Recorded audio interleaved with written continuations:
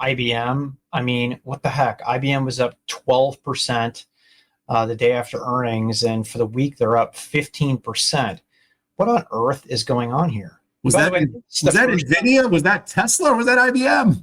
No, this is freaking IBM. What did they talk about, and why does it matter? Well, Pat, first of all, I mean the God candle. You see my post? Like it had the God Yes, candle. It was yeah, like you had like how many views did you have on straight that on up. LinkedIn? Had the God candle. I mean, it was like, oh my gosh. And Pat, you and I looked at the numbers. I think, it's always this kind of weird digestion with them. You're like, oh, it grew 100% faster than it's been growing. Like it was at 1%. Now it's at 2. You're like, oh, that's great. Yeah, Both you and I had the chance to talk to CFO Jim Kavanaugh. I mean, this is a company that does trade on cash flow. And so it's a value stock, it's a cash flow stock, it's really, really well managed. The company has been able to genuinely push its software number up from like 25 to close to 45% of its revenue. That, of course, is going to help see it trade at a higher valuation. It's creating and putting off a lot of cash flow. It's generated a $0 to $5 billion AI business over 6 or 7 quarters. It's growing that at a fairly high sequential rate. The consulting business is basically turned over. So it's like gone from traditional kind of IT consulting now to almost a pure AI consulting business, which, is the pivot that needed to be made. It actually performed pretty well, even given the sort of weight that's put on it by a late cycle infrastructure business, because, the Z business is so cyclical to the company. And so when it gets late cycle, that business tends to shrink and shrink and shrink, but it's coming into a new cycle. So if you're looking, and Pat, here's the money shot. I know. 5% growth estimate next year. Now, again, some people would be like 5%. That is like 4 times faster than IBM's been consistently growing. And so there's an optimism that they're turning a corner, that this AI investment consulting pivot, that this sort of next phase of the Z mainframes, it's going to all come together in 2025, and it's going to start to drive growth that's been much faster. And the amount of cash flow the company puts off at that growth is going to be really, really impressive, putting the company in a good position. You also sense that with deregulation in the Trump administration, this is going to be a company that's going to always capitalize on M&A. They're going to be moving quickly, investing hard, and getting to growth path. But look, it was trading like a hyper growth stock for that day.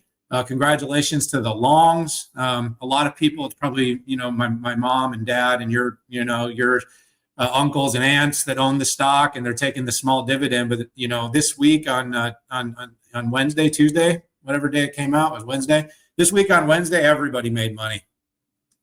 Yeah, it was a good thing to see.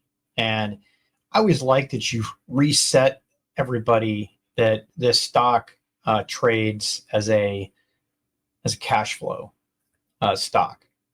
It is funny though. I do look at Apple and just wonder, is Apple really more like IBM, right?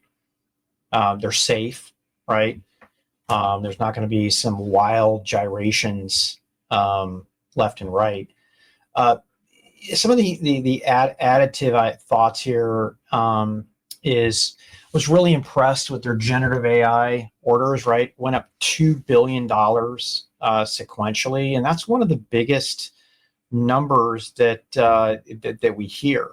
First of all, it's hard to get that number out, and it's hard to raise that number. And overall, right, since July of 23, 5 billion in aggregate. So you can imagine the curve on that is moving there. Jim Kavanaugh, when we were talking to him, I tried to ask him, hey, is this the beginning of an absolute rocket ship here? And he didn't bite on that at all. But I felt like the impression was it is going to be up until the right. That wasn't some spiky spike.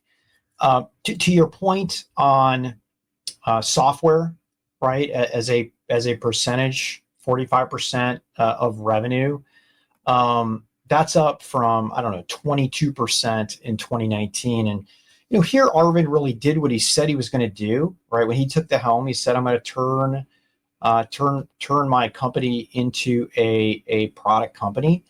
Arvind got the Red Hat deal over the line. And I do believe that this was his idea. not he inherited something. And the company also spun off some, non-growth services.